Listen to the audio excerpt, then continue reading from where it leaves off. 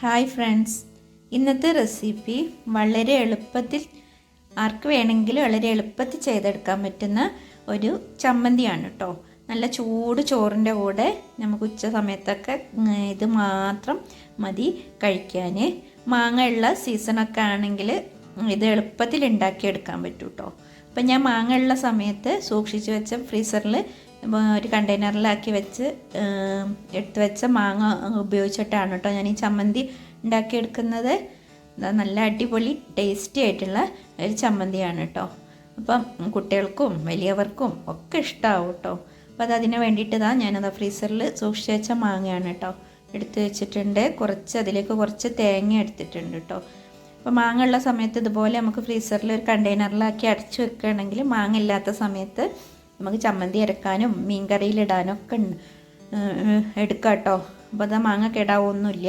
അപ്പോൾ അതിൽ നിന്ന് കുറച്ച് മാങ്ങ കുറച്ച് സമയം മുന്നേ പുറത്തെടുത്ത് വെക്കണം കേട്ടോ. ഇതിലേക്ക് ഞാൻ കുറച്ച് ഉണക്ക ചെമ്മീനും കുറച്ച് ചെറിയ ഉള്ളിയും കൂടെ ഇതിൻ്റെ കൂടെ കുറച്ച് വറ്റൽമുളകും കൂടെ കുറച്ച് വെളിച്ചെണ്ണ ഒഴിച്ച് വറുത്ത് എടുക്കുക. അപ്പോൾ വറ്റൽമുളകിന് വരെ ഞാനിതിൽ ചേർക്കുന്നത് മുളക് പൊടിയാണ് കേട്ടോ.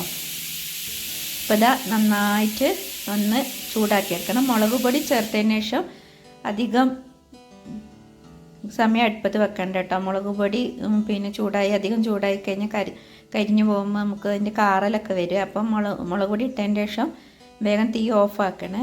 അതെല്ലാം നന്നായിട്ട് വറുത്തെടുത്തിട്ടുണ്ട് കേട്ടോ. ഇനി ഇതെല്ലാം കൂടെ ഒന്ന് മിക്സിയിൽ കറക്കിയെടുക്കാം കേട്ടോ. ഞാൻ ആദ്യം മാങ്ങയാണ് എടുക്കുന്നത്, പിന്നെ തേങ്ങയും പിന്നെ ഈ ചെമ്മീനും ഇതെല്ലാം കൂടെ ആവശ്യത്തിന് ഉപ്പും ചേർത്ത് കൊടുക്കണേ. ഇതെല്ലാം കൂടെ നല്ലോണം ഒന്ന് മിക്സിയിൽ കറക്കി എടുത്തിട്ടുണ്ട് കേട്ടോ.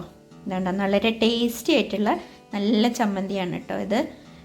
അപ്പോൾ വളരെ എളുപ്പത്തിൽ ഉണ്ടാക്കിയെടുക്കാനും പറ്റും. ഇത് തേങ്ങ ഉപയോഗിക്കാണ്ട് മാങ്ങ ഈ ഉണക്ക ചെമ്മീനും ചെറിയ ഉള്ളിയൊക്കെ വെച്ച് അരച്ചെടുക്കാം കേട്ടോ.